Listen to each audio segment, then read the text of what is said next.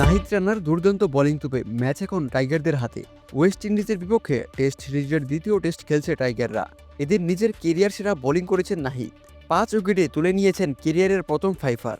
এজন্য সৃষ্টিকর্তাকে ধন্যবাদ জানাতে বলেননি তিনি। ফাইফার তুলে নিয়েই সৃষ্টিকর্তাকে ধন্যবাদ জানাতে মাটিতে সেজদায় লুটিয়ে পড়লেন। এদিন ক্যারিবীয় ব্যাটাররা যেন কোনোভাবেই সুবিধা করতে পারছিলেন না নাহিদের বলে।